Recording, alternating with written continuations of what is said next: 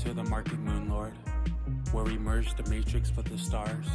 I'm your host, Jason Alexander, double Neptune, here to help you navigate through the illusions of life.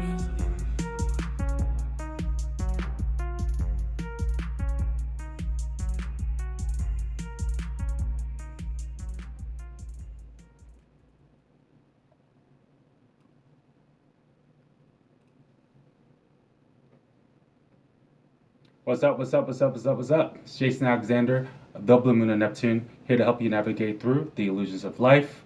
I'm with my girl, Emily, one of the best astrologers out there. Emily, how you doing? I'm good. Hi, guys. We're making some changes today. Yes. We have a Pisces full moon today. And hey, it's my full moon. And man, I was hoping for a pop. We didn't get one, but you guys saw my video that we put out last weekend, and we kind of saw this coming, so that's okay. But before we jump into all that talk, Emily, update us on life. Talk to me. How you doing? I've had a big 2 weeks. This was a really big moon cycle for me. That new moon, conjunct Uranus, landed on top of my North Node. And that was already trining. Oh, it was trining Uranus. It wasn't conjunct. So I immediately it was just an experience from start to finish. And it was in my 5th house. So you and I were talking about this earlier this morning. I've been so surprised how much my focus has been on my trading style and what I want to perfect about it. I have a Virgo 5th house. So those details, or if I'm falling short of all that kind of stuff, always sort of stick to me. And this was the first time that I got a comprehensive analysis of all the areas that I wanted to upgrade my experiences and my knowledge, and where I was coming in at and where I was leaving, and a whole bunch of stuff. And then I right around a couple of days before this, in the full moon of 11th house goals, I started finding all the resources that I was going to need to put this into place, and a real synthesis between trading and astrology. It's been a real one. Yeah, having a new moon in the 5th and then turn around having the full moon in the 11th is a pretty interesting places to have that, the new moon, full moon. And you mentioned that new moon was trining your Uranus, which definitely shows new opportunities, things potentially switching up, especially when it comes to the speculated things you're putting out in the world. And so what have you been working on as far as new things you want to start speculating on and whatnot? Well, it's so crazy because anybody who knows me personally, just weirdly, at the same time, I had a bunch of hobbies that were ready to be monetized. You know what I mean? I have my own coffee line that I've been doing. It's weird. It's little bottled cold brews and other stuff, but we don't have to talk about that. Yeah, nice. And and those have been really popular around my neighborhood. And then my astrology, which for a long time I thought wasn't going to be a professional avenue, a couple years ago, started looking like it really could be that. So now that they're kind of hobbies / businesses, I mean, astrology is my full-time career now, but how those things operate together, how much time my trading takes away from them, that was actually a really big consideration of whether or not I'm pulling trades that are so reckless that I have to babysit them for a really long period of time. You know what I mean? Right. They come out okay in the end, but I have to watch, there's always factors coming in that I hadn't anticipated. So I want to get stronger in what I'm deciding to go in, so I can have some of that time back to focus on everything else. Yeah, and I think we can blame the Virgo energy for all of us kind of reanalyzing all our situations and looking at more of the details of things. Because I know I've been doing that. I've been rethinking my trading strategy. Okay, and I'm definitely gonna say Virgo has a lot to do with that because I've been kind of just going with the vibe type thing, going with momentum, going with the sentiment, and during this Virgo period, I've been like, okay, Jason, calm down. Why don't we start doing more TA and just making trading decisions based on what I'm analyzing? Well, we have it twice as bad, you and I too, because we also have access to the astrology. So you can Yeah. always see something that's that is sexy, that sets up in a chart. And when you should have like sat down and found, and this is more me than you because you're actually really good and cautious, but when I should have sat down and found like more supporting aspects to make sure it was an astro setup, you know, I'll go on like 1.5 and be like, no, I'm sure, and just kind of like ape into something. And it most of the time does work out, but there is a reason for making sure that you have the whole thing. And I think that's another something I want to look at more, like the setups. Like, what are the setups and the technicals and the astro, and like how are they coming together? Is it as clean as I want it to be? Like, is it the play I think it is? All that kind of stuff. Yep, totally. So, here we are on a Pisces full moon. I hope you guys watched my video. I'm getting really good at analyzing these moon phases because there's just certain things that need to come in play for that full moon pop. And leading to that full moon, we need to see an increase of volume. We need to be above the last waxing moon. And we had that last week. It was so sexy. It was like so perfect. And then towards the middle of the last week, they started crashing it. And we lost the setup. And then I could confirm that we weren't going to get the full moon pop. But that just makes me more excited for the future because when we do have that set up and it is looking correct, you know I'm going to shout that stuff out.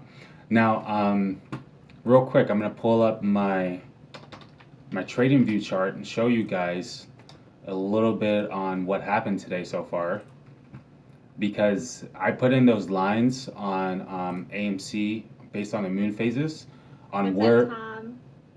Oh, what's up, Tom? On where the moon would fall into in this waning phase, and we already hit the bottom of where I said it was going to fall. So here's the chart, guys.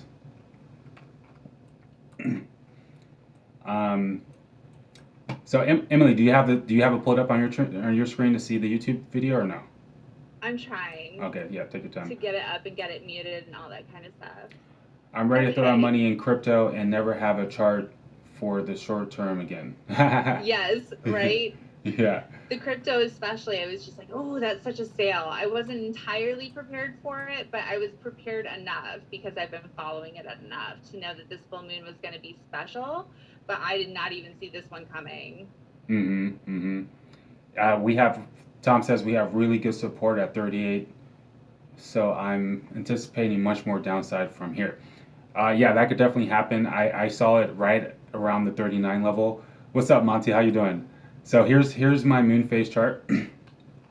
And before today, see, now we're in the black background today because we just entered the waning period after the full moon. I think the full moon is tonight or later today, but we're pretty much in the waning period at this point.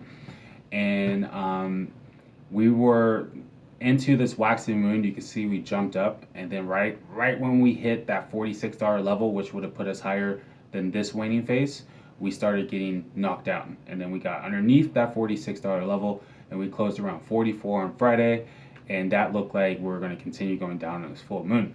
Now, I put the bottom of this waning phase at 39.48, and that's because the last waning phase, that was the low, and you can see today we literally have the little skinny wick hitting that 39 level perfectly. So I'm hoping that means that we're going to be consolidating and bouncing back from here and not hitting underneath that.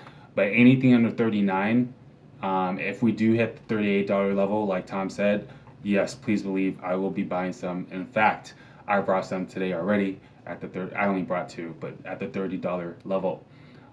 So yeah, I'm looking for us to consolidate from here. And then we have a new moon on the 5th of October. I think that's the new moon. Let me look that up. Yes, and there's the 5th of October, and then when is the one that comes after that? The 20th. The full moon? The full moon. Yeah, because I think the 20th one hits when some of the planets, the big ones, are going direct, right? Right, yep. Right. We have Pluto, Jupiter, and Saturn going direct in October, and Neptune's or Mercury's about to go retrograde and then go direct in October too, on the 18th, right when Jupiter goes direct. So on the 20th, we have that 20th full moon on October is literally right after major planets are going direct. So I can't help but to think some crazy stuff is going to be going down around that time.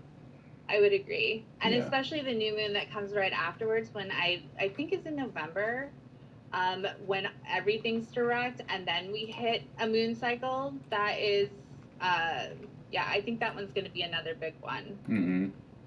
What's up, Denai Tico? I hope I said your name right. How you doing? Glad you're here again. My friend is down $4,000 on the SPY from last week. Sheesh. No. That hurts. That hurts. Okay, so the new moon will be on the 6th of October. The 6th of October. Okay. Should we pull up that chart real fast and just look at what AMC looks like around that time? Yeah, let's do it. Yeah. And if you guys are wondering, we're just kind of chilling today, giving us some just astro talk and some live price action. We are going to go over this Pisces full moon in a second, though. AMC. Yeah, because this one is like also as we're like opening charts. Another thing to remember about this Pisces like full moon is that it's in the latest degree of Pisces, which is the latest degree of the entire zodiac. Yeah. So if you have some kind of an ending that's coming up right now, like you should really pay attention to it because that is an ending. Like that's a Yeah. final answer. And let's be real. I mean, if I was a consultant for hedge funds and they wanted to ask me, hey Jason, when was it a good time to emotionally fuck up all these meme stock people? I would say around a full moon time, right? Or a middle of a waning period. But a Pisces full moon when everyone's super emotional, very emotional, and Pisces already has the energy of escapism. That Pisces rules escapism, leaving reality. This is a perfect day to just take all the conviction out of people on an emotional level. It being a Pisces full moon, would you agree with that, Emily? I totally agree with that. And I also had to remind myself on this one, and I'm going to start reminding myself more, that we've seen pops come in the days before a full moon because this one was on a Monday and there were like 2 days before. That's like a little bit far to stretch it out, but that's happened. And now we've seen pops a couple of times like happen after the full moon. So I try to like widen by a couple of days everything that happens, but I really was, especially there's the Jupiter Mercury trine, right? Mm-hmm. And there was just enough today to make me think that it was really like a thing. I was a little bit surprised, but not after like with what happened with the price yesterday. I guess I was more surprised Friday closing market being like, oh, we're going in that direction. Yeah, seriously. Okay, so I have the 6th new moon pulled up for AMC, and I just have the time as the time right now, 2:12. And the first thing I see, which I do like, I don't care that Mercury's retrograde, is the fact that we have a Mercury sextiling Mercury. You guys know when AMC is getting some Mercury energy on Mercury, that's some sexy movement for some price action, and that could be a potentially good day for some news. I mean, look at that Mercury that day. Mercury sextile Mercury 0 degrees and sextile Jupiter 1 degree. That's pretty expansive energy. So I'm definitely feeling the new moon for the October 6th just for that reason. Totally. So much Libra energy. So much Libra energy. And then Venus is making a 0 degree sextile to Venus and a 1 degree sextile to Ascendant. That's really good for branding. Ever since Venus has been hitting the Ascendant last week, I want to say, or a few weeks ago, was making that trine. Now and then it was going over the North Node, and now it's going to be making a sextile to Venus. This is really, really, really good energy for AMC to continue to make branding changes. And since I've been calling that out, they have done that. They're accepting crypto, or they're about to. And the NFL stuff. That's huge. Absolutely huge. Such a big deal. You know, it's really. That is one. You know what I like most about this is that so many of these are coming like directly out of Adam Aaron's like replies to his tweets. Like he is absolutely listening to what everybody's doing and what they're saying and just like incorporating what the people are asking him for, which when you have this much of a following, when you have this much of the country, you know, invested in this point and this movement and this stock, is actually a really smart way to go. Yeah. How could you get like more opinions on what's happening? Yep, exactly.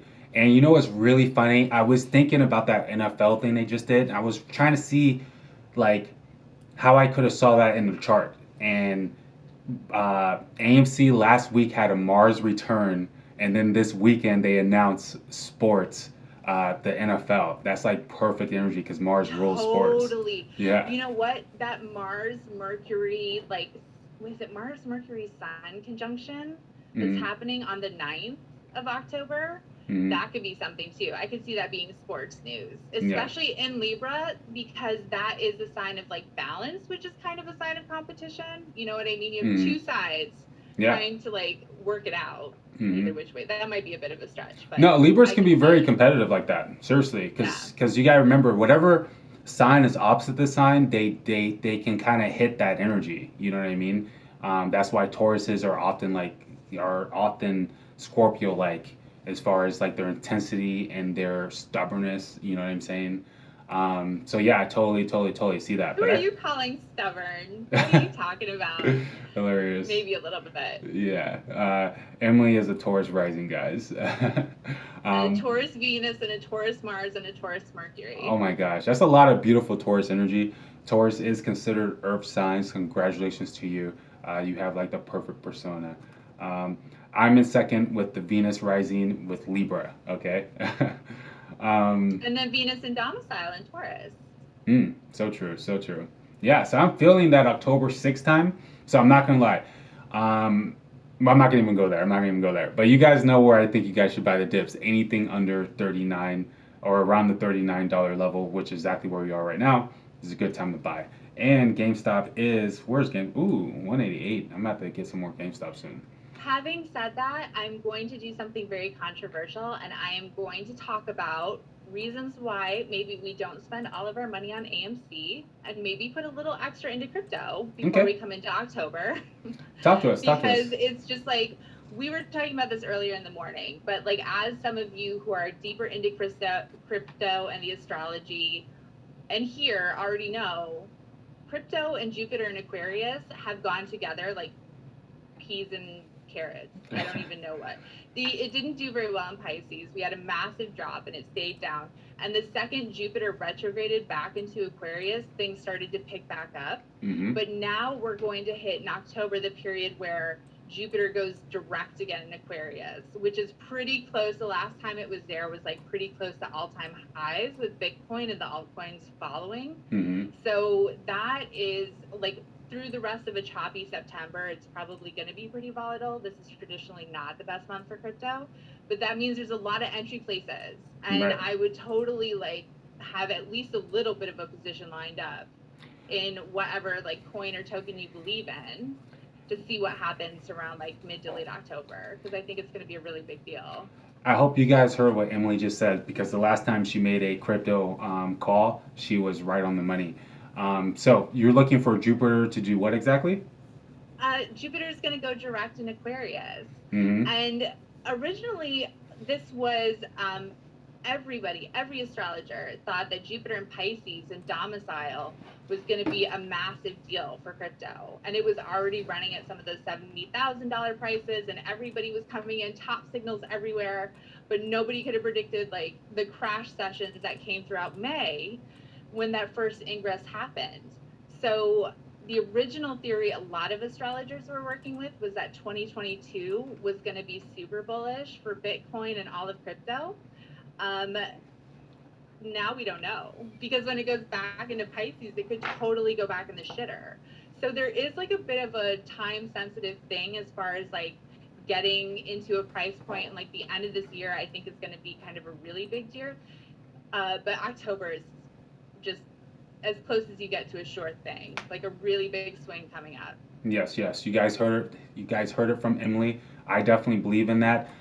When Jupiter goes direct, that's going to be right after Saturn and Pluto go direct, and Saturn's in Aquarius too. So talk about some good energy for futuristic stocks, futuristic businesses, innovation, pioneering, and crypto definitely looks like a good space to be in. And this could be some fun. I'm not super familiar with the whole crypto winter thing. If anyone knows what that means, let me know. But I definitely like what's happening with the stars as far as all this energy going forward in Aquarius and that affecting crypto in a great way. So let's see who's in the chat. Involving love. This may be my first time seeing you here. So what's up? GP has some crypto game for us. Okay, hell Similar yeah. to October 2013. I'm listening. Tell us more. Yes, tell us more. involving love. Tell me your sign. I don't think I've seen you here before. Thank you for being here. October's. Jupiter's gonna move back into Pisces, love, December 15th, I think. The end of this year, but like really end of December, and then a big long 5 month stay in the beginning of 2022. Facts. And GP, what's up? You might be new here too. If you guys are new here, tell us your sign in the chat. We're going to do a few full moon readings for a couple of you guys. Okay. So in 2013, it hit a high and then crashed a few months later, which is anticipated once again. So that's the crypto winter. Is that what we're talking about? Am I getting it? It was a crash a few months later in 2013. It was anticipated once again. Oh, okay. I could see it. I could really see it because that would be a few months after we're expecting peaks, which is Jupiter moving back into Pisces, which we're just going to have to see. I mean, overall, long term, I'm going to say this a million times over. The long-term view of crypto is bullish. Like everybody here that I've communicated with privately, that's been playing with the market, has at some point been ready to throw it all away and just go straight into crypto because it's so freaking manipulated. And there's only so long, even as we're like learning and unveiling all these tricks and adjusting trading strategies, like crypto is what's going to take us in the future when this whole system ends up crashing and falling down. Except for the volatility, you should totally have some stuff like in cold storage that you want to have for long term, just to be able to have access to it as a currency. And then trading it and doing all that stuff is another fun offspring. But like buy and hold is always like a great way to go to. Yes, I like it. JP says he has some crypto game for us. Drop your knowledge, homie. I'm in a Discord with you guys. He's a Pisces. Okay. JP, another Pisces in the house. We got Sagittarius. We got a lot of mutables. Oh, snap. Tom's a Pisces too. Okay. All right. We got Tom is Pisces. Yeah. He's Pisces. He's Pisces sun, Pisces rising, Aries moon, like me. Wow. Man, yeah. he has more. Wait, so I have Pisces moon, Pisces sun, North Node Pisces, and Mercury in Pisces. So we're probably tied. That's awesome. But your rising is Libra. I've told him this before, which is opposite his Aries moon. Actually, that's not as exciting. But still, I think it's funny that both of you are double Pisces somewhere and then Aries Libra. Yeah. Like opposition signs. Yeah, that's awesome. We definitely have a very interesting, similar combination with that. Okay, so speaking of Pisces, on the screen here, I do have the Pisces full moon up, and that's going to be around 8 p.m. today. And so, yeah, let's talk about this moon. First of all, I think the first thing I see about this Pisces full moon that's interesting to me is the sun is in 28 degrees and the moon is in 28 degrees. Okay, so it's like a Pisces full moon at the very end of degrees. You guys know 29th degree and the 0 degree of any sign is the most powerful degree of those signs. So this is a very powerful full moon, okay? And as Emily mentioned before, Pisces is the very last sign of the zodiac. So this is like a serious completion, you could say, like definitely a new chapter happening astrologically speaking, okay? And what does Pisces represent? I mean, the meat of Pisces, first of all, it's a water sign, so it has a lot to do with the vibration, the emotions, the intuition, the imagination, okay? And it's a mutable air sign or water sign, so this is a time where we can transform our emotions. And Pisces represents spiritual healing. So during this full moon, you're either going to feel good about whatever you've been spiritually healing, or you're going to feel like something needs some spiritual healing. In other terms, you're going to be really connected to the vibe that you have right now. And listen to the vibe you have, because if you're, feeling underfulfilled in certain energies in your life, that's where you need some healing. Okay? Now, Pisces, another thing, represents escaping, okay? So what do you guys need to escape from, and what do you guys need to face, okay? Because Pisces wants to break the veil, break the illusion, and help you see it the way it needs to be seen, okay? So if there's things that feel a little gray in your life at this time, you definitely want to figure that out, okay? This isn't a time where you want to be caught up in a lot of gray areas, because then that can have a emotional effect on you. Would you say that's true, Emily? Yeah, totally. And that's like one of the lessons of the Virgo new moon that kicked this off too. It's just like that to-do list that's hanging over your head, or this problem areas you haven't identified and analyzed sometimes drain like the most out of you, because you're left in this constant state of buffering trying to figure out what's wrong, what the problem is. Right. But I really like to think of this one as like the Virgo new moon side of it is analysis, and the Pisces full moon is synthesis.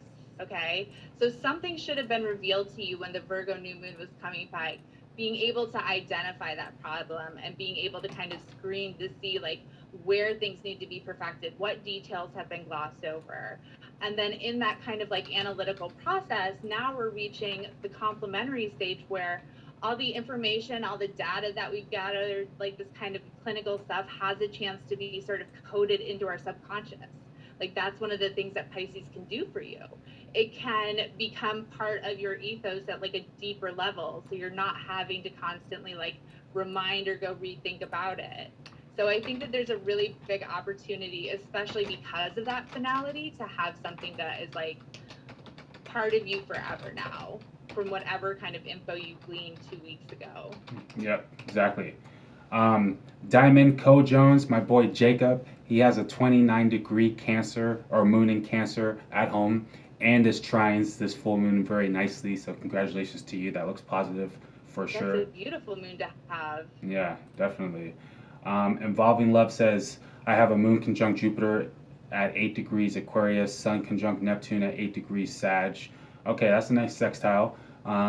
Scorpio rising 8 degrees. Wow, with That's Scorpio rising wow, 8 that degrees. is seriously Yeah. at the Scorpio degree too. That is really. So there's a lot of the numerologist would have a lot of fun with her chart for sure. Yeah, 8's my favorite number, so I definitely fuck with that. We got a lot of Scorpio risings in the moon lord. We got a lot of Scorpios. I mean, Scorpios popping up everywhere, but I'm definitely happy to see some Pisces in here, okay? Because I'm getting a little nervous around all these Scorpios. I need some Pisces so we can work our magic. I always say we usually have Scorpios and like Saturnites. Always like Saturn rule charts, heavy Capricorn, heavy Aquarius. Yeah, so it's always nice to see more fire signs, and I love seeing the Venus risings too. When they come around, like, yeah, welcome to like, because we're more rare than I would think for especially stuff regarding finance. Yeah, definitely. Let's see. So also on this full moon, I want to take a look at Venus, okay? So Emily, what's your take on Venus being in Scorpio? Because that's a very interesting position, and that's opposite of your Taurus rising. So you got Venus transiting your 7th house right now, huh? Yeah, and that's been, and then I have a Venus opposition, and for a while they were both squared by Saturn, like on either side, and I had this like cardinal cross of hell that really put me through it last week.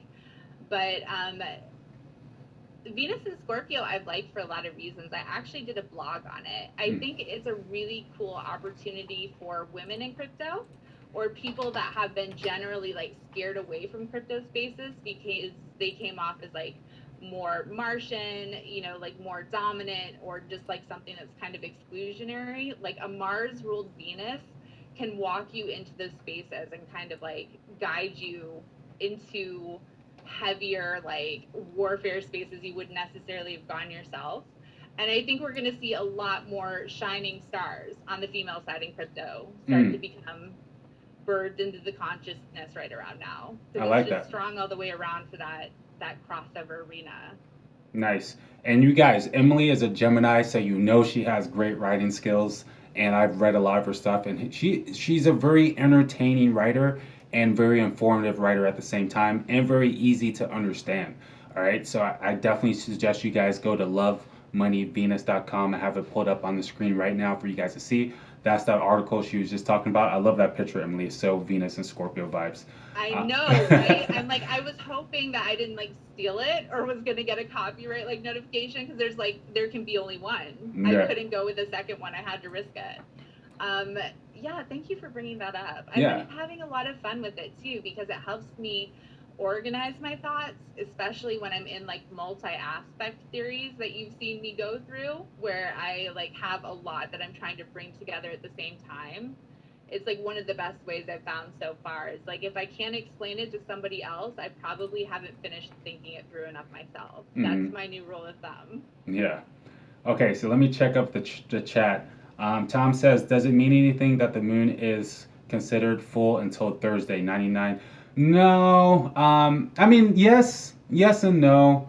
So I it's mean, kind it of the is same still thing. a very potent energy, right? So like if the moon is still 99% on Thursday and if something bullish happens on Thursday, that energy is going to be strong towards that energy. So no doubt, like the moon 99 degrees or 99% full, it's still going to give us that full moon energy, okay? I wouldn't necessarily say it's going to give us that climax energy, but the energy is still extremely strong and we're still going to be like it still has a lot of gravity towards our emotions. So if something emotionally happens for AMC or just something pops off, yeah, we're gonna have full moon energy. So you have a point there. You have a point, which is why I like to say full moon pops happen either 3 days before or 3 days after. But typically, if it is after, you start to see some type of pop on the full moon. But hey, we're still at. You're right. We're still going to be at 99%, so it can still happen. It just hasn't happened like that yet. But I'm not going to put it past that at all. JP Maine, I literally love to move the rockets in Bada, Fakey, and Asia. Pisces vibes is going with the flow. Definitely Pisces vibes going with the flow. Enjoying yourself while adapting to any situation simultaneously. Yes, that's perfect. Yeah. I am the beautiful is yeah. swimming in the tides. I like to say I'm the master spinner. Like I can spin anything in my favor. Not anything, but I can spin a lot of things. Like in business, like if my clients get mad at me and something happens, like I just make up some story of why this needed to happen so this can happen now and how it's actually probably a good thing. So Pisces are You just told all your clients that you're making up responses to them when you get into like hey, that was probably. But you know what? With you and your Pisces, like, are you making something up or are you speaking it into existence? a little bit of both. Like, a little bit of both. Yeah, it could go either which way. Like you said, like I go with the flow and I can adapt to any situation and not let it bring me down. I can see good in all the bad, which is a major problem I have in life because when I was younger, I used to pick girls on just what I liked about them and ignore the things I didn't like because I would see so much good. Selective seeing. Yeah, I could be like that. So that's definitely true. But yes, Pisces, last water sign, mutable water, meaning it's changeable water. It's like the ocean flowing with the current, going with the flow. So yes, that's very, very well said by JP on the Pisces lingo. Hey, Jay. He says, "Damn son, Dow dropped 900 points." Yeah, yeah. Hey, shit. This full moon is definitely popping, just not in the right direction. Monty says we need more fire signs. Yeah, we don't have a ton of fire signs. That's true. We have two that are. We have Leah, when she comes around, Cosmic Knowing. She's got like a Sagittarius stellium, I think, and a whole bunch of fire. So she's a good one. Nice. Hopefully, we can get them to attract more of their Mm-hmm. own. So JP says ancient Egypt astrology is much different, and they pay attention to the moon being at 99%. I think that's what he's trying to say. Interesting, even if it's past it. What's up, Purely Unbounded? John Glitch in the Matrix. You guys check out John's YouTube channel. He's Purely Unbounded, Glitch in the Matrix. He's dropping some really interesting, unique DD. And you guys know I like that unique stuff. So you guys check him out. What's up, John? I hope you're doing good. Another Scorpio in the house. Tom says, buying the AMC dip. Yes, sir. If it hits 38, I'm going to have to buy some too. I'm about to hit some of this Gamestop dip. I should seriously put in some buy orders, honestly, while we're talking about it. If you guys, it's 39. Stop it. Tom, thank you for shouting that out. Okay, yeah. I'm sorry, guys. I had to take a moment here to make I had to do a quick buy. I'm sorry. Seriously. Sometimes that happens on camera.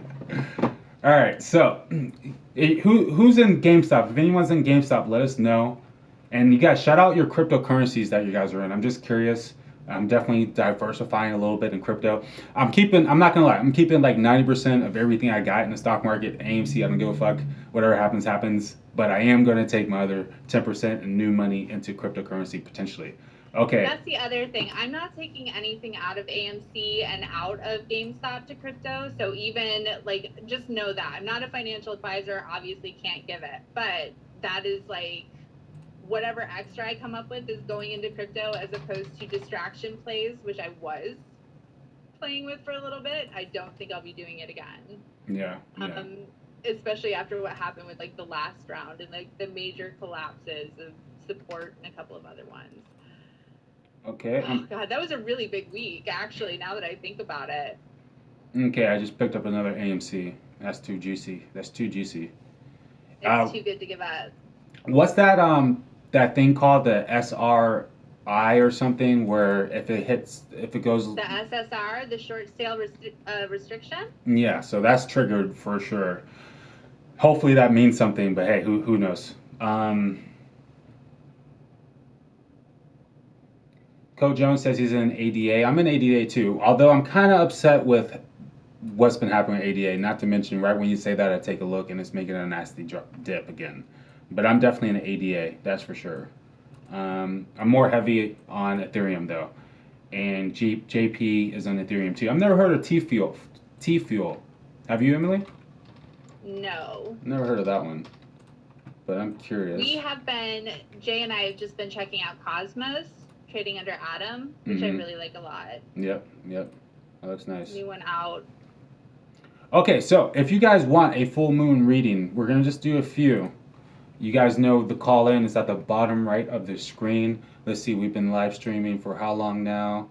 36 minutes. So we have a good 24 minutes to go here. We got 10 people currently here. We got 9 likes. I appreciate you guys being here. That's what's up. JP says Tesla and S&P.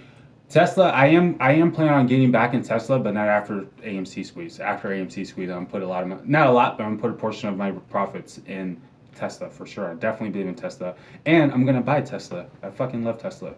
Yeah, sounds like a very you car too. Yeah. Now I didn't finish telling you guys about Venus and Scorpio. So that's a very interesting place for Venus to be, because you guys know Scorpio is tense as fuck, right?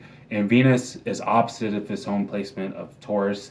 Doesn't necessarily want to be there, but Venus gives really, really, really extreme good results in Scorpio. I've seen it several times. Adam Aaron has Venus in Scorpio. Ken Griffin has Venus in Scorpio. Venus in Scorpio is not a position to play with. It's very, very, very intense, very, very extreme. And I love Venus in Scorpio, but I also am happy I don't have it, okay?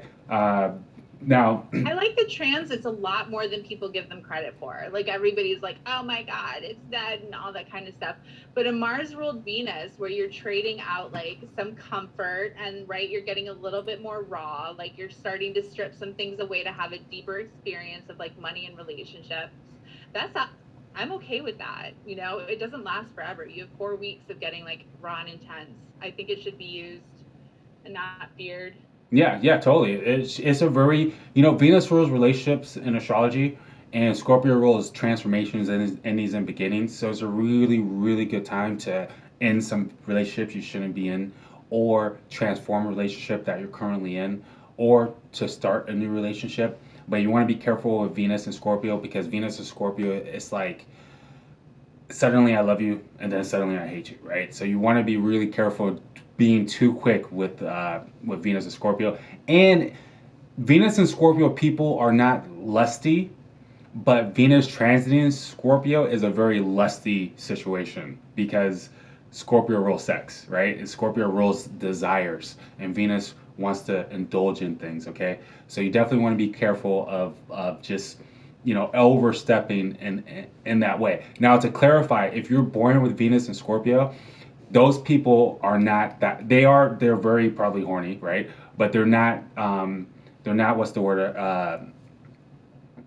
They're not jumping into things too fast at all. Not at all. It's not about one night stands. Yeah. That's not the kind of like sex that would be fulfilling to a Venus and Scorpio. Exactly. That's something that like they're into, those like really seeking those really intense, intimate experiences. And I know quite a few of them that can just like avoid relationships altogether if it's just going to be superficial. Exactly. And shallow to them. They need that deep commitment, and they need to feel very comfortable with you, okay? Because Venus and Scorpio person has a hard time exposing themselves, like not on a like physical level, but on a mental level. They're very easily vulnerable, and they're very picky for that reason. And they like to investigate their partners before they get too involved with their partners. And another thing Venus and Scorpio people do, this is why I kind of feel sorry for them, is they're so... Massive Venus and Scorpio before you start talking about feeling sorry for them. So just know that you have like... Well, Matt's lucky. Mac's lucky because he got what he wanted. But yeah, he did. And that's a funny story because he did go about it in a very Venus and Scorpio way. Yeah. Which is like either like, yeah, they do like to investigate their partners until they don't. And sometimes they just say like, no, it's you and you're never going anywhere again. And I personally been on that side of it. So but you know how it works out if you get caught like that. It's really hard for them to do that, like put themselves out there like that. Like a Venus and Scorpio person will love you for a lifetime and not say a fucking word because they don't want to put themselves in those vulnerable positions. So the fact that he took that chance, but he's a Sun Scorpio, so he's okay with taking chances. But sometimes a Venus Scorpio will not take a chance on exposing themselves. So if you have a Venus Scorpio in your life, definitely want to focus on opening them up and giving them that safe place to share their feelings with you, okay? Another thing, since Venus is transiting Scorpio, remember, listen to your partners at this time because they're frustrated on something. This is a good time for them to dump your ass, okay? Because they're going to be feeling in that energy of destroying something if it's not getting fixed, all right? So everyone hold on to their partners. Scorpios does real secrets, so make sure everything behind the scenes is also in order, and make sure you don't do things behind the scenes because you can be exposed as well. Yeah, there is a lot of exposing energy running around right now. Yeah. But I also think with like the relationships, like we have that bolstered with the mutual reception with Mars and Libra. So Mars is ruling Venus right now in her home of Libra, and so they've crossed places. And I think that Libra Mars, like if you are looking out for it and not trying to like dump your partner like right away, that's even more it's a good aspect for successfully arguing through something. Right. If you're willing to take both sides of the story and negotiate, like you can get to the other side and come to a resolution. Yeah. And maybe you have to be prepared to fight about it, but if the goal is resolution, like you might be able to make it happen. Yeah, great points. With all that Libra energy, things are, a partner is going to try to balance things out before they end it because there's so much Libra energy, right? It's not going to be just cutthroat Scorpio stuff. So yeah. That's a really good way to say it too, because like if you are on the receiving end of getting dumped with that Libra Mars there, I would even venture to say your partner tried to tell you. Like at some point, like you should not be like blindsided by this. Like at some point, I bet that person tried to like let you know what was going on and you missed the cues. So it doesn't need to happen if you don't want it to happen. And you would think of it like this. You have the sun entering Libra, right? The relationship sign. And so the sun enters Libra. We have all these other planets Libra. It's time to balance things out, relationships. But after that season, we go the sun in Scorpio, and there won't be any more time. There won't be any more time to balance anything out at that point. Right now, it's getting to know all the partners that we were so okay with when Venus and the sun and everything else were in Libra and everybody was in harmony. Like now we're doing the investigation, right? Like now we're on the other side of it. Like who is the other person that we're dealing with here? Yeah. And some of that like rosy glow is starting to come off of it. Man, I always have intense Scorpio seasons because the sun will be transiting my first house, and it usually is for the better, but it's always things changing for me in November. So I'm definitely preparing for that. I'm also preparing to put out a course around that time revolving relationships. So we'll talk about that another time, but I'm very, very excited for the future Scorpio season. And I wouldn't be surprised if we have some sudden changes in the market during Scorpio season either. All right, facts. Okay, let's see the chat. Tom says Tesla has an interesting chart. Yes, it does. Oh no, that John said that. Yeah, it does. Tom says glitch in the matrix. Oh yeah, I don't trade it, but I wish I knew about a year ago about Tesla. Ken Griffin is doing the nasty. Ken Griffin is definitely doing the nasty. I've looked at his chart so many times. I hardly ever see anything like critically bad happening there, but he has a few Pluto Neptune oppositions that could land him in jail one day. I'm hoping that plays out that way, but that can also just be him getting away with everything he's doing behind the scenes. All right. Yeah, he has some. I can't remember. I don't know if I have his chart saved or not. But like what I did remember, like looking at it the first time, was like this is exactly the chart I would look for somebody who is going to develop like automated high frequency trading and totally take the markets out. Like it was like the chart of Darth Vader on like Uranus, Yeah. like mainlining it straight to the dome. Like it was really like there's some kind of like Uranus, Mercury, Pluto deal. Mm-hmm. If I remember, I don't know if you have it. Yeah, I have it. I'll pull it up. Involving Love says Ken Scorpio. Griffin. Mm-hmm.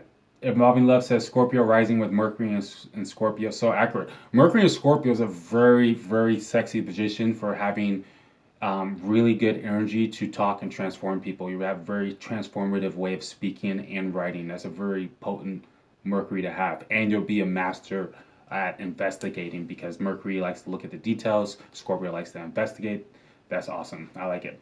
Glitch in the Matrix. Interesting. Never heard of that one. Lucid is my electric vehicle company. Lucid does have some sexy cars, but I have to be loyal to Tesla. All right. I just fuck with Elon. I fuck with Tesla. But Lucid, I'm not gonna lie. They look like they have some heavy hitting cars that are going to be coming out soon. So let me pull up Ken Griffin's chart real fast. And the Okay, moon. here is what I'll tell you what I was seeing the first time. So one, he has a Sun Mercury Cazimi in Libra. And Mercury Cazimi means that Venus is literally like, or the Mercury from his sun is like 3 seconds away. Okay, not even 3 degrees, 3 seconds away. So this is in the heart of the sun, and it's the most powerful expression of Mercury, who is fast. He rules trading. He rules fast, like exchanges and commercials and commerce, whatever. So that's the one that I like the most. And then Pluto in Virgo with the sextile to Venus. That's conjunct Neptune. That's like putting dishonest motives around money, and then having like control, like a controlled aspect, which is also conjunct Jupiter, which means it growing to the place where it takes over everything and just eating it, and it never like ever stops. Yeah, so true. And we were having a little discussion in the Moon Lord's Discord, Market Moon Lord, and someone was talking about how Aries have big egos, and I was like, well, Libras can have big egos too, because opposite of Aries, and you can have the opposite energy of that sign, right? And Kenneth Griffin, we all know he has an ego, and he has a Libra sun sign. Okay, so that stereotypically would be someone with not a strong ego that wouldn't be all egotistical and all that stuff, which is a perfect example on why you have to look at the whole chart, because when you look at the whole chart, you clearly see that he has Saturn over here and the sign of Aries. And remember, Saturn is how we see reality, okay? How we build reality. And look, it's opposite his sun. So that Saturn, the way he sees reality, is beaming at his sun sign, making him super Aries-like when it comes to his energy. Which is why you gotta see the whole chart, guys. You gotta see the whole chart. You can never, ever, ever, ever make a prediction or assumption on someone based on one position. Another little fancy thing I want to show you guys here is when you're looking at his chart, okay, what do you see? What's the theme? We see all his planets up here, right? And then we see one little planet that's over there. Whenever you see a chart like that, that one little planet hitting all those other planets or opposite side of all those other planets, that's typically a planet that's going to be very dominating in their life, okay? And his Saturn is in Aries, debilitated, dominating his life. Facts. And Saturn in Aries, it's a tough one, okay? John, I see you there. We got you soon. That's a tough one because Saturn is exalted in Libra. And what is Libra all about? Balancing. What is Saturn all about? Building reality. And that tells us that life is supposed to be balanced, right? It being in Aries, Saturn becomes debilitated because then you have extreme tunnel vision towards whatever you're paying attention to, okay? So and Aries is the warrior, okay? So whatever he's doing in reality, he's trying to be the best. He's trying to fight. He's trying to be the warrior. And he's gonna always, always, always go hard for whatever is on his mind. Like you can't tell a Saturn Aries person much. They're very, very stubborn. They're very, very stuck in their ways, which is why Saturn Aries people typically get what they want out here. Like they're super ambitious and they tend to never stop until they get what they want because they have endless supply of energy, Aries, to go after what they're trying to build, Saturn. Okay. All right. So let's see. Why so many people dismiss astro and the zodiac?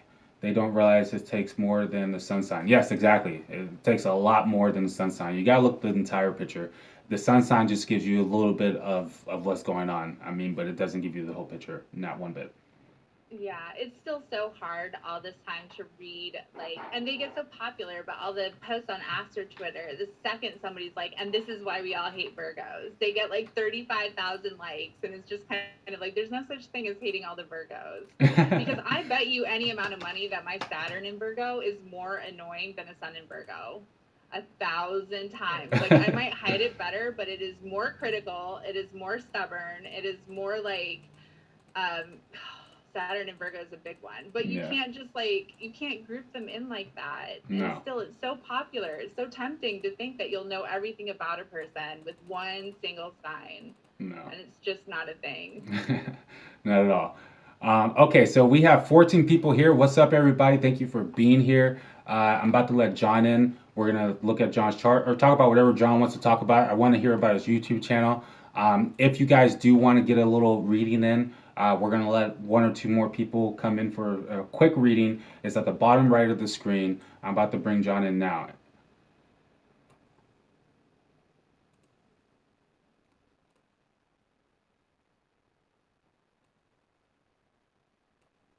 Okay, while John's getting his mic in order, let's see. AMC bounced off that $38, went all the way to 38.52.51. So, Tom, yeah, you're right on the $38 call. I see you. I see you. Hopefully, it doesn't go any further than that. What's up, John? Your mic's muted. Um, but hopefully, we bounce back in the 40s by the end of the day. John, talk to me. Well, how you doing? Hey, how's everybody doing? How's everything going?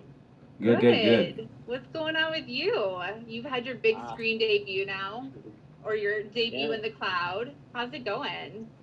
It's going interesting. I'm pretty much enjoying the whole streaming life, charting the patterns out inside of the AMC and different, you know, stocks. Right now, I'm charting SNDL, and I'm trying to find. I'm going to pinpoint when the most happens. Oh yeah, I'm And ready. I'm ready. that's just what I believe. I'm going to wind up pinpointing when the most happens. But SNDL is definitely one of the plays that I'm in. Definitely one of the plays I believe in. It's very volatile. It's got a lot of people behind it. It's heavily shorted. So yeah, I'm definitely feeling that.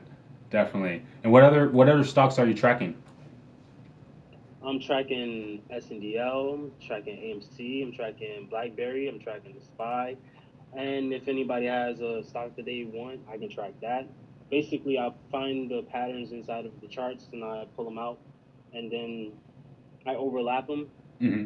and you can basically tell when it's going to go up and when it's going to go down Based if on the you pattern keep cycle that you're seeing. over. Yes, yes. I like that. I like that. And I see you using the word compression a lot in your Mhm. DD. Tell us a little bit about what that means. Tell us Well, everything. well, basically, I look at it like this: you have two sides fighting.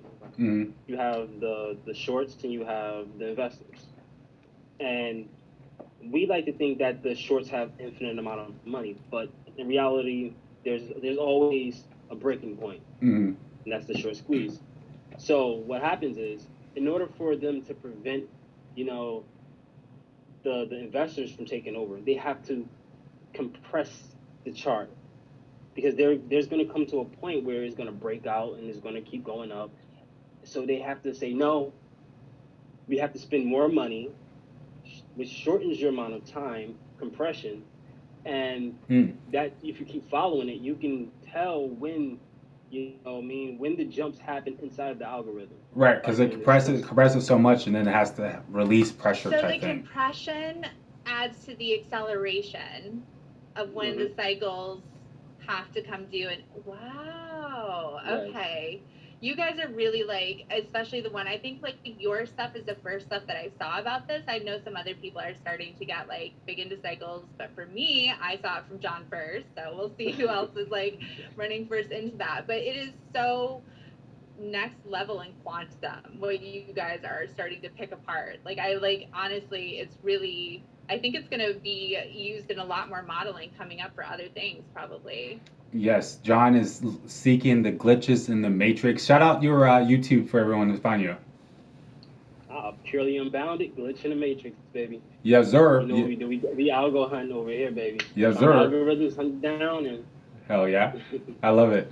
And this is the Moon Lord channel where we merge the matrix with the stars. I love the matrix talk. I'm fucking with it. Speaking of matrix. Okay, wait. I actually do have a question for you both while you're here. Mhm. That's like a technical analysis question. You've seen everybody knows what's going on with ironworks, right? IRNT? No? No. Okay, never mind then. It had a massive squeeze, like, and it's shot up like over the last couple of days, and the last couple of trading days, especially in the middle of last week, it started to really go. And one of the follows that I have, he's a pretty experienced trader, and he's normally like really right on. It's Nathan Mashad. He had a tweet saying like it doesn't look like they gave the shorts a chance to cover, and they look pretty strongly trapped. And I expect this to go tomorrow, and it did. And for the life of me, I can't figure out, was it like on the options chain? Like, how did he know that the shorts were so cornered? Yeah, that's tough. No idea. I will have to ask the guy. I will have to ask him out here what was his techniques. I would love to know too. He's a good follow. I'll send his stuff to you. Like, but he is like that. Like, he doesn't dumb things down. He won't explain it for somebody who's not on his level. It's like one of those follows where I have to Google every third tweet to be like, what is he talking about? But you learn so much, right? Yeah. But he is like never complain, never explain, dude number one. He will not. Yes. I'll check him out. What's his name again? Nathan Mashad. Nathan Mashad, okay. He's from New Hampshire. Cool. Emily Slaughter says, Sun conjunct Jupiter in the 6th house. Sun conjunct Jupiter in the 6th house, question mark. What sign is that taking place in? Because that could play out many ways based on... The 6th house is a funny house. I got to know the sign. Is it Aquarius in your 6th house? Okay, John, do you want us to look over your full moon for you? Sure. Okay, cool. So I have it pulled up, but I'll give Emily a minute to pull it up too. Yo, he's on something on the NKLA. It's ready to explode. What's NKLA? Are you guys on that stock? Car company. Yeah. Yeah. It's an electric car company. It's shorted to hell. The price is very low right now. So. Interesting. What is the price of it? Let me look. I'm gonna pull it up on the screen real quick. All right, cool. It's at $10. And let's see the daily. Oh, it's going on a dip right now. It might be a good dip buy right now. Oh, that's Apple. Hold on. I'm tripping.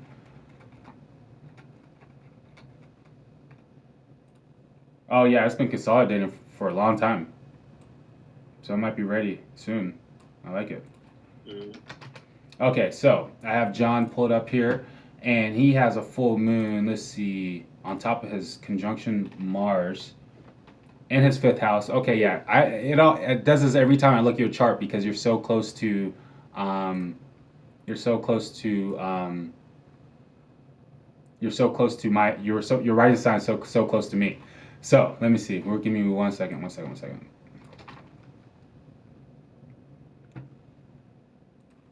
Okay, so first of all, having the Mars full moon on top of your Mars, especially since you have their Mars in the 0 degree of Aries, you have a very, very strong Mars, okay? It's in the home sign of Aries, and Mars is about taking action, taking initiative, being ambitious, being a warrior, being in the battlefield, okay, you could say. And so this full moon, you seem to be in really good energy, so that's what's up, okay? Because this is definitely a full moon that could put you in that like everything's irritating me and I'm ready to explode because it's on top of Mars. And since you're not getting irritated, like I said at the beginning of the video, if you're feeling fulfilled at this time, you're not feeling emotional, you're riding the wave correctly, you're doing what you're supposed to be doing. If you are getting emotionally frustrated during this Pisces full moon, then that's the area you need to work on, okay? So it sounds like John he is taking action on the things he's supposed to be taking action on. It seems like it could be almost harvesting a little bit for him because it is on Mars, and it's like, hey, let's keep going forward here. Let's keep going into the cycle, right? So I do like the fact that it's hitting your Mars, and your Mars rules your 6th house of routines. So it looks like a lot of your routines are either getting, reformed or just like readjusted to continue to do whatever mission you're on, whatever you're trying to work on. So that's extremely good energy for that. And it looks like your Mars is opposite your Venus as well. Okay, so that looks pretty good for relationships. The full moon is opposite your Venus. I like that. Spiritual healing with relationships, new beginnings with relationships. So if things are feeling good relationships, that's good. Okay, you guys are on a new cycle, a new healing. You could be going through some good healing energy as well. Also, since this is happening in the fifth house of creativity, speculated, anything speculated, entertainment house, education house, all those things could be at play for you. You clearly are being super creative right now with your new DD and stuff like that. So that's playing out absolutely beautifully. And then you have the sun in the 11th house of what you're doing in the world with your peers and recognition, long-term goals. So starting the YouTube channel and doing that kind of thing, perfect timing for that kind of thing. I really, really like it. I really like it. You really rode your stars well on that one. You caught every wave that was intended for you, because this is also, the sun is just about to finish lighting up your 11th house. And as we've come to this, like, as it's coming to an end in the 5th house with this full moon, I see what was a creative pastime moving out of that and becoming a way of work, a work life, a daily routine, a daily habit. Like, I think that's the ending that you brought to this. It's transformed from something that has entertained you and excited you into something that is going to be monetizable and going to need a lot of structure around it and be able to pay for that. And I can't believe it, because you really just, like, on every single time, because you had like a Venus return not too long ago and a whole bunch of other stuff, and you just caught it every single time. Yep. And I feel you on that, because I've been trying to ride like my Uranus chances the same way, and I know how exhausting it is, like, and how freaky it is just to jump because your astro told you to, and wait for the net to appear underneath you. And it is, like, definitely a brave man's game. Yeah, and what I really like happening in your chart on this full moon, John, is you have your Venus conjunct your Sun in the first house, 0 degrees.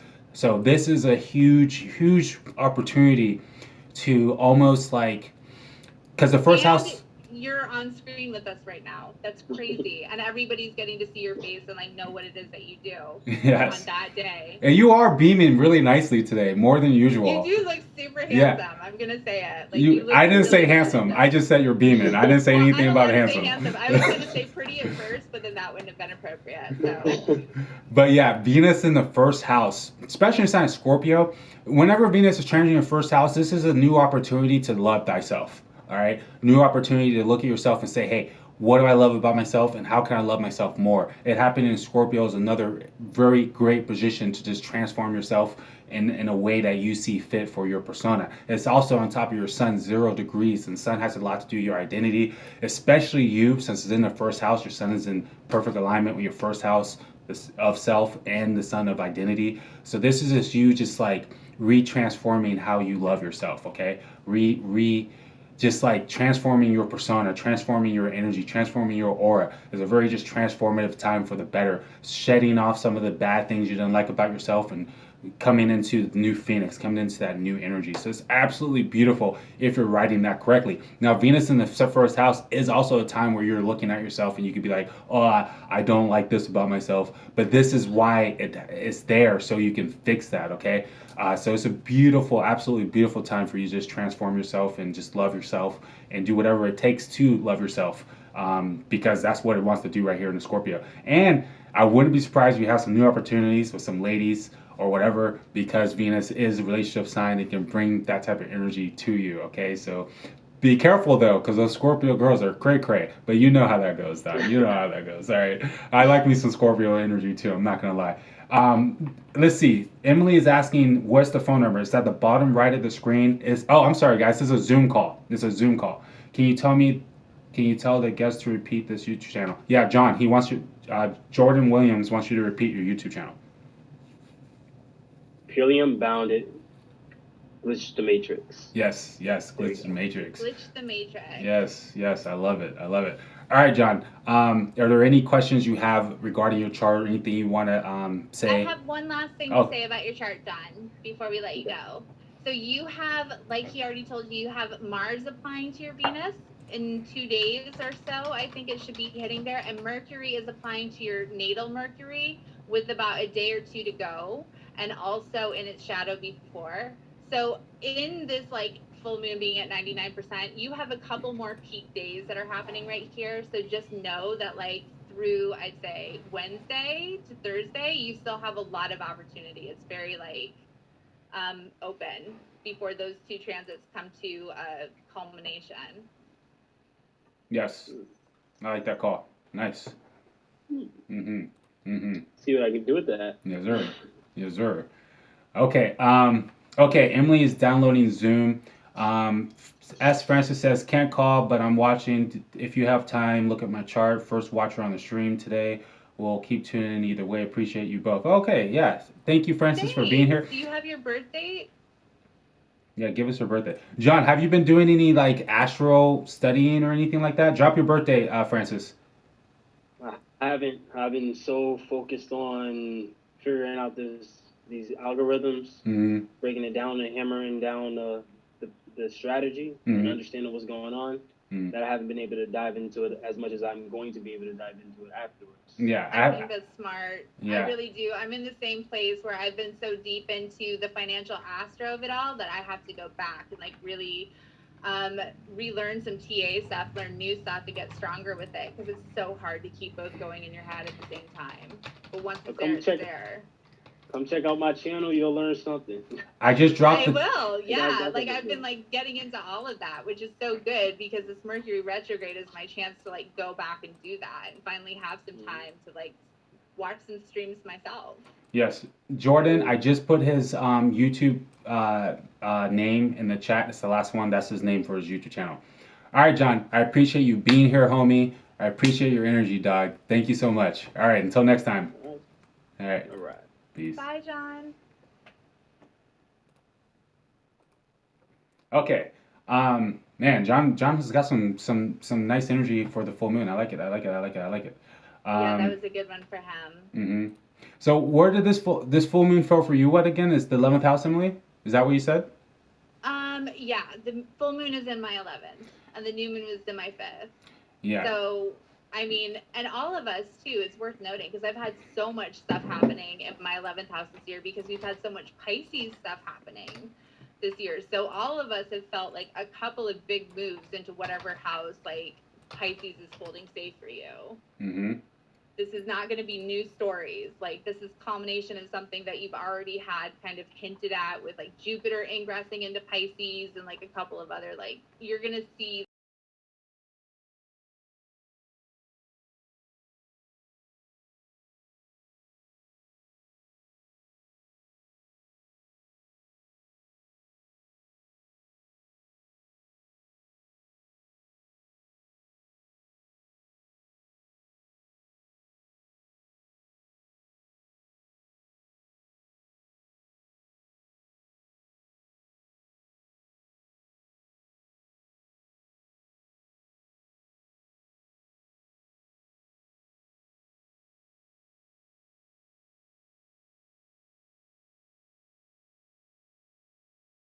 okay. I like it. Okay.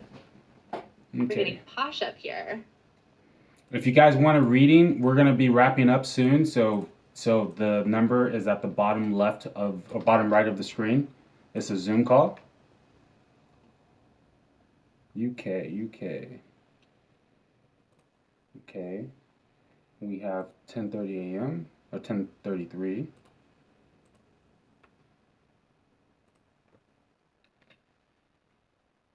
July. Oh, June. Gemini. Second. Okay, let's see. Francis.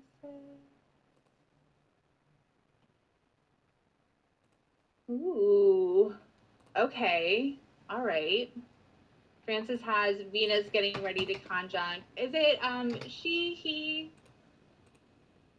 they? What's your deal here? I'll just say Francis for the time being. Francis has Venus getting ready to conjunct Pluto, which you will see in a second. Okay, I see somebody in the waiting room. I'll let you guys in as soon as we're done with this one, okay? All right, so let's see. Probably Emily.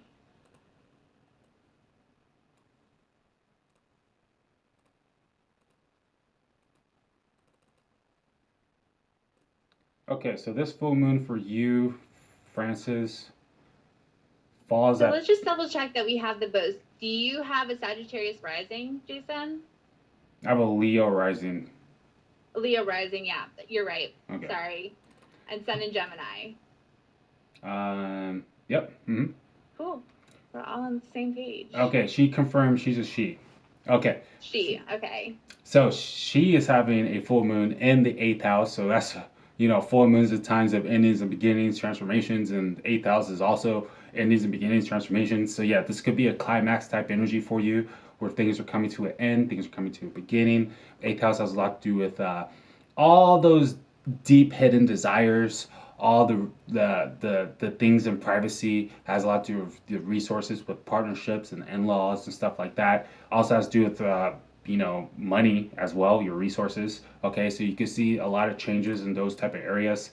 It is sextiling Mercury, so whenever I see like eighth house energy hitting some Mercury energy, you might be getting revealed some information that was hidden to you before. So keep that in mind. Mercury is in your 10th house of what you're doing in the world, your work. So some of that information could be coming from there. But it looks like it's probably positive information because Mercury is 0 degree trine your sun and 0 degree trine this moon. Okay, so it's very nice Mercury energy in the 10th house. So what's happening with work? Is there some type of transformation happening at work? There's something you did that you're trying to transform at work. Is there new information at work? Did you get a bonus? Did you get some new resources? There could be something good happening for you at work. Do you see that, Emily? I do. There's definitely some earned income stuff here. You also have a couple of transits that, especially for your eighth house, and especially because you've made your way here, Neptune is transiting your eighth house, and that is something that I have natally. So I can definitely speak to you as far as like what that looks like transit wise. And it is something that you being drawn to astrology and finance is no accident when something like that is happening. It's a chance to develop stronger instincts and be able to operate with more unseen information. It's also a chance to get really swept away in sort of like delusional price targets, like sort of phishing bot information that could, like those, did you lose all your money on support? Try this stock. Like those bots that pop up on your feed, like every single time you're just trying to find some regular DB. All that kind of stuff you could be a little bit more susceptible to for quite a while because Neptune takes so long to transit. But it really was a very supported full moon for you.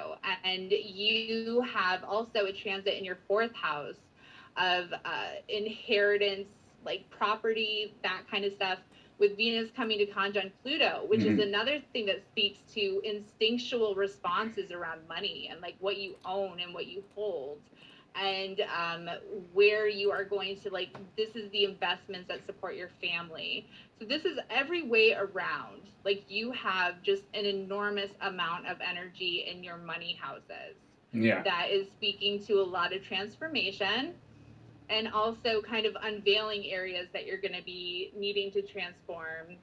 And it could have something to do with your partner's money as well, because we have so much happening in the eighth house, which is the house of other people's resources. And you have Jupiter and Saturn transiting your seventh.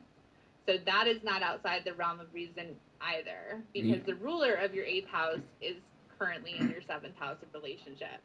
Yeah. And if I had to say one thing that is a little suspicious is what's happening with your sun from the second house. It's getting a square from Venus. And then I look at the transiting Venus, and Venus is hitting your Pluto. So there could be something happening with some relationships you have with your friends, your network circle, because Venus is in your 11th house, getting a square on this full moon and the sun. And then the sun is in your second house of money, okay, or what you have. So there could be something happening there. A rebalancing act, you could probably say. And Venus hitting your Pluto from the fourth could show some type of transformation, inside the home. Now, overall, it does look positive, whatever happening in the home, but there could be some endings and beginnings when I see the Pluto getting opposite of Uranus, 0 or 1 degree off, okay? And Uranus is in the 10th house. So, are you changing careers or are you moving? Is something happening at home that's transforming? And it could maybe something's happening with your work that's changing up what's happening at home. Hold up, and then we have to talk about when we have Oh my goodness gracious. Okay, so Wednesday when we hit that Uranus Venus opposition in transit that we're all gonna feel, her Pluto gets caught right in the middle. Yeah. That's a big one. That's practically like a Uranus Pluto opposition now that I'm looking at it. Yeah. She's like a degree away from it. So that's a really big deal between 10th house, so house of career, and your 4th house of home opposition. So it does look like you have sudden and transformative changes coming due around money, around relationships that are going to either, and the 10th house can represent a husband too, you know, like your husband's status in the world and out facing, but this looks like career, home, relationships, money, everything coming up together at the same point. Yep. So definitely look for some transformations happening soon, and it could be sudden, but it is going to be for the better long term. That is for sure. Okay. Yeah. So we'll leave it there unless you have any specific questions for us. We're going to leave it there unless Emily wanted to say something else on that. Nope, let's pick up Emily in the chat if she's still there. Okay. All right. So we have a new person coming in. Francis, thank you for being here. We appreciate you. I think this is Emily coming in. Okay. Yay. Emily, can you hear us? Hi. Hello? Hey. Hi, nice to see you. Hey, nice to see you as well. Talk to us. We have some birthday info for you. Okay, you can hear me okay? We sure can. Yep, totally. January 13th, 1985. Okay. 7:31 p.m. 7:30. And where were you born? Fort Myers, Florida. I'm from Florida. Yeah, that's where my grandma lives. I'm from West Palm Beach. Okay. I haven't lived there in a long time. Yeah. But I definitely gotcha. Okay, Emily, tell me your birthday one more time. I want to make sure I have it right. January 13th, 1985. Okay. 7:30 p.m., right? Yes. Okay, perfect. 7:31 p.m. Okay. Fort Miles, January 13th, 85. So are you another Leo rising? Yes, ma'am. Gotcha. Okay, so we're on the right one. Yes. All right, Emily, I'll let you attack this. I'm pulling her chart up still. Okay, give me a second while I get myself. So this was again in your 2nd and your 8th houses and whole sign houses. So the new moon in Virgo a couple weeks ago would have been in your 2nd house of earned income. But it also, which could just be very specific and have something to do with a new beginning in income, but it's also the house of values. It's also the house of the money that we make and spend. And like self-worth and self-esteem is another big theme that comes up with this. How other people are being valued, our values and how we're valued is a really good way to put it. Mm-hmm. And that's why earned income falls into that house, because it shows how much our managers value us, right? Like if they're giving us raises or not. And so the 8th house full moon is going to be kind of like concluding that in your house of other people's resources, which sort of moves it into your partner's money, or how you want to invest that, what you want to put that into if you want to collaborate with that money with somebody else. And the 8th house in general, well, talk to us. Like, is anything going on job-wise? Like, what was a big theme for you with the new moon? Well, this whole year honestly has been crazy for all of us, but I was a trucker for 2 years and decided that it wasn't for me. And I really have this vision in my head of the life and where I'm trying to go. But unfortunately, I have to go back into trucking because I've realized that for me to obtain that, I need to start investing everything I make from trucking into like crypto and NFTs and into the stock market. Right. Yes, and that's also, do not fret, because I've had to do the exact same thing. So you have Mercury in your 3rd house of travel right now, getting ready to retrograde, bringing you back into something. I have Mercury getting ready to retrograde in my 6th house of daily work, and I already was like planning and getting ready to go back to, like, I do hair on the side and I haven't had to do it in a long time, but I have big money moves I want to make, you know, and it's worth it right now to grab the extra cash and do that so that I can like fill out my portfolio. I feel you there, because I've done too much of the whole trying to like liquidate or figure out if I want to move it around. Like, I just want more cash in it, period. Sometimes that's the answer. Yes, yes. Yeah. I'm Um, definitely.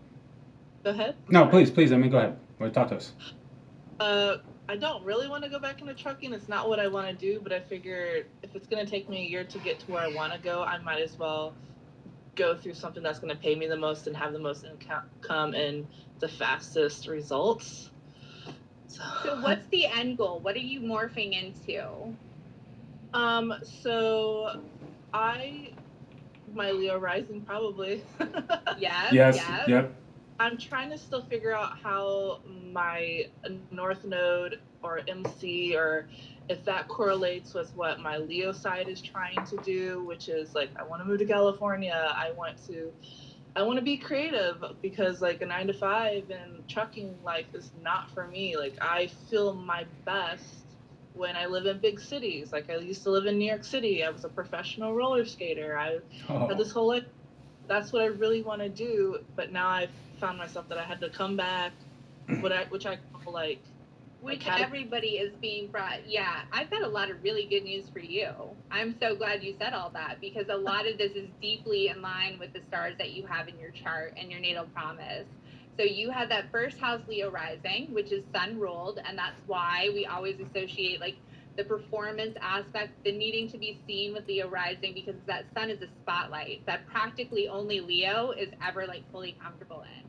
So that ruler is in your 6th house of everyday routines and work habits in everyday life, which means that whatever it is that gets you seen and has you fulfilling that Leo first house promise has to be your everyday job. You know, eventually it's going to have to be what builds the bulk of your daily routines and habits, because that's when it's going to be in its full expression. And you have a natal Sun Jupiter conjunction, which is just incredibly, especially in this house, that is something that's supposed to have like a really big lifespan to it. There's supposed to be a lot of growth and abundance around that visibility for you and what you're doing in your habits and routines to make it happen. Now, on top of that, you have Pluto retrograding on top of that Jupiter and that whole conjunction in your 6th house. So this is a big part of the reason why everything is coming up for review right now. Pluto is transforming all of that for you, but having gone retrograde, like he is now starting to pull you back into depths where you feel like that's really far away from you. And there's no way to, like, that is going to be an icky feeling thing, because you're so deep in the process already of uncovering that. Like, it's going to feel like you're being pulled all the way away from your purpose, because Pluto has that really unsettling energy to him. But he does go direct at the end of next month. And there's a lot of stuff. Like, I'd love to check up on, I don't know. What do you think about this, Jason? I'm gonna like look at what she has going on. Well, I think everything you said is right on point, right on target. That's why I didn't say anything, because you caught that channeling perfectly right there. So I'm just gonna say things I just see about your chart real quick. First of all, when we look at your chart, you have all your planets on one side of the chart. Okay. So I have the same thing. First of all, that makes you an indigo child. So if you don't know about that, look into it. You're an indigo, okay? But overall, this tells me that you are really focused on a lot of the personal things in your life and your personal relationships, your personal surroundings, and you're not as focused on what you're doing in the world as much, putting yourself out there. The 11th house, 12th, or 11th house, 10th house, even the 9th house of spreading knowledge and information and stuff like that. So that tells me that, you are going to want to focus more in other areas of your life and not overly focus on the personal stuff or what you have personally going on. And one thing I could say with your Sun Jupiter conjunction in the 6th house and the sign of Capricorn, you're extremely, extremely comfortable with being in the same routine. And you probably have a really hard time breaking certain structures, because you feel comfortable when you're in a structure, when you're in a routine. Would you say that's true?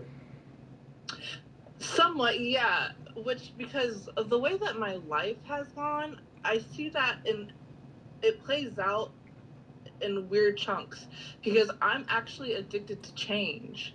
I've traveled every year of my life ever since I was a kid, and that could be structure in itself, is the fact that I constantly need to be moving. Does that make? Well, you have in the same house, you have a Mercury Neptune conjunction, which means like Mercury is like the planet of travel and getting out and about, and Neptune being the planet of glamour and illusion, like I wouldn't be surprised if you just have really like actual fantastic, as in like fantasy, very deep merging experiences in these outside locations, that keeps you drawn into like going back into it with that change and that kind of stuff. But when it comes to your overall well-being, Mm-hmm. you might get really stuck on what's working right now versus trying something new. Okay, because Saturn is how we build reality. Sixth house is our routines. This person who likes to stay in a certain structure with how they're building reality. So you mentioned, you wanted to leave a job, but you're going back to that job because you feel like you have good structure there. That's something that the Sun conjunct Jupiter will do. But the biggest thing I see happening transit-wise in your chart is happening to Uranus right here. Uranus is, first of all, it's pulling up, or just hit your midheavens, conjunct your midheaven, and is making a 0-degree square to your ascendant, which tells me that there's something happening on how you put yourself in the world, and the universe wants you to change it. The universe is pushing you to make a change there. The universe is pushing you to make a change on your persona, pushing you to make a change on the map of your life. This first house is the direction you're taking yourself, okay? Uranus retrograde on top of your midheaven is almost telling me it is time for a career change, or it is time to do something different with your life or how you are identifying with the world, all right? So you have a huge past to do that. The problem with Uranus and Taurus is debilitated. Uranus has a hard time seeing what to do, has a hard time trusting to change the old ways and bring in the new ways, because that's what Uranus wants to do. All right, so you have a huge energy towards changing things that you're doing in the world, and you have a huge changing energy of changing your persona, changing who you are, changing how you identify with the world. Okay, so I definitely want you to not be afraid to re-identify with the world. Not to mention this Pluto. Transiting Pluto is also on top of your Sun, which is identity change. Identity is 0 degrees on top of that. And then adding into everything that Jason said, and we told you about transformation, the North Node is about to go into Taurus and land on top of your natal North Node in by the end of the year. So some of this is literally just keeping yourself supple and fluid and ready for it, because this is going to happen to you regardless of whether you're participating or not. Yeah. When you have this much faded outer planet energy that's coming in, it's like not a threat, it's a promise. And it's going to happen and unfold in ways that you aren't able to expect because of the Uranus interplay. He remains unpredictable, and there's usually good reason for that. But as you start coming into next year, and I would say early 2022, and as soon as the middle of October, you're going to start seeing more movements in whatever area that you're going into. But I would say that a lot of this is still also with the North Node leaving a transit to your 11th house, helping you to refine exactly what that creative expression looks like for you, what it is that you want to offer to the world, how you want them to be engaging in that and immersing in that before you can put structure around it. Right. So you're still being formed in that, but I would totally, I would not be scared to at least how long were you thinking about doing the trucking? I was only going to go back for 1 year. And you might get moved right back out of it before. But I was thinking the same thing. That's a good time frame to give yourself, so you're not holding your breath and you're taking care of whatever you want to get taken care of, because this one is going to be on the universe's timetable regardless, as it comes. But this is unfolding as we speak, and certainly through the end of the year. Yeah, and the last thing I'm going to throw out there for you is, as a Leo rising, and especially getting a square from the Uranus and on the 10th house, the compass you want to use with this is following your heart. All right, Leo's is all about following your heart. All right, so it's a really good time to really follow your heart, go where your soul is really pushing you to go. Okay. Yeah, we always say that with Leo, go where it's warm. It should be warm. It should make you feel generous and loving towards the people. And you're a Leo rising. When that thing switches on in you, and you're just ready to make everybody around you smile like Leos do. And it's that kind of feeling that you are speaking out and seeing where there's a spark of it. That is he's saying, that's the guide that's going to lead you to where you're ultimately supposed to be. Yeah. So. Yeah. I feel it in my heart and I feel it in my head. It's just that I have to go back into trucking in order to get the finances to get to that other life. Yeah, and you're a Capricorn. Are you a roller derby girl? I was, yes. That's so rad.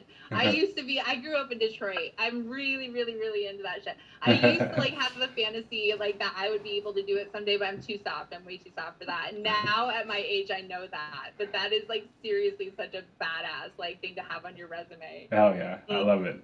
I love it. Yeah, skating, and that's where I'm trying. I don't want to play roller derby again. Really, I love skating. I've been doing it my whole life. I love art.